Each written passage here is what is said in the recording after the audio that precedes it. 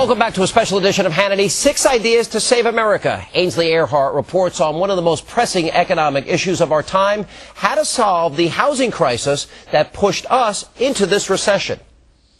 Most people will agree that our economy is in its worst shape in decades. In fact, everywhere you look, there are signs of our crumbling economic state. Titanic bailouts of our largest economic institutions. A failing auto industry, disintegrating banks, sky-high unemployment, and millions of retirement funds gone up in smoke. All my money that I had put away in retirement funds are gone. But nowhere can the pressures of this struggling economy be more strongly felt than right here in neighborhoods across America. The housing market is in its worst shape in history, with foreclosures at their highest levels ever, up 87% last year. And most homeowners feel like there's no end in sight. I know there's lots of people, especially that I know, that are going to be losing their homes. Economists from both sides of the political spectrum recognize that housing is at the root of the current downturn.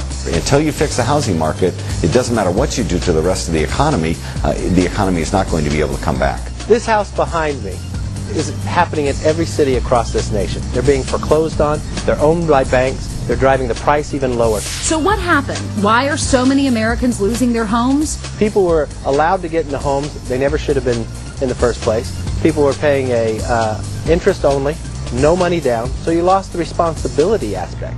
Then when the market started turning downwards, people became upside down, so there was no skin in the game. They walked away. They entered into transactions that they thought they were going to be able to make that they can no longer make.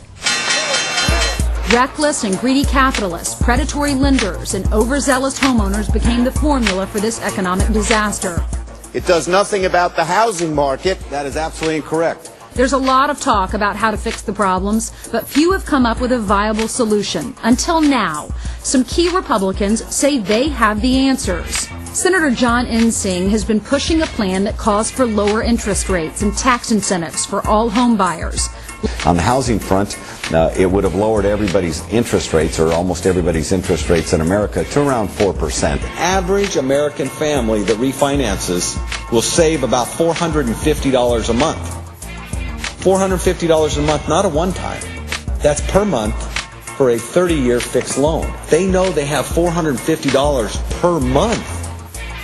That's something that they can count on. They can budget. They can start spending that money, and that'll actually help stimulate the economy. Like Senator Ensing, Congressman Kevin McCarthy has also come up with another plan to jumpstart the housing market. Republicans believe in this Responsibility Act to give you up to $15,000 worth of tax credit if you put 5% down, and that's to all home buyers. So you get all homes moving again and get them moving into the economy, which would stabilize the price. Banks would no longer own them. People would own them. That automatically brings the price up even higher and stabilizes a neighborhood. A lot of the homes in America today could have qualified for that new low interest rate of around 4%. And if you combine that with a $15,000 tax credit to buy a new home, we could have got home building going in this country, home buying going in this country, and really revived the whole housing sector. The Republican plan of tax credits and lower interest rates provides the right incentives to get all kinds of capable home buyers back into the game, and not just first-timers. Congressman Turner from Ohio would also like to see measures taken to address neighborhoods hit hard by rampant foreclosures. It's going to be essential for us to go back and look into the areas where there have been foreclosures and see how we can help those neighborhoods and those communities, because otherwise the neighborhoods are just going to see a spiral of decay. The house right behind me, and the grass goes dead, and the windows get broken and people break in, you get somebody living in there, it helps the entire neighborhood instead of bringing all your neighbors down in price, even though they're being responsible and making their house payment. Unlike the current administrations, these new ideas won't offer help to borrowers who inaccurately represented their incomes or assets on their original mortgage. Likewise, there's no assistance for lenders who followed improper lending standards and offered loans to people who couldn't afford them. What we really need to do is put some sanity back into the mortgage process so that we can have confidence that people are getting the types of loans that they can live up to, and that the banks have the types of assets on their books that we can all count on. Wall Street, the administration, and the media compute the downfall in dollars, shares, and loss of capital. When it comes to the financial crisis, it's a lot more complicated than a math equation. For every for sale or foreclosure sign, there's a face or a family attached, an American dream turned into a nightmare. And that's something a financial statement can never convey. The economy is suffering, so now people are losing their jobs and losing their homes, and it really has spiraled down.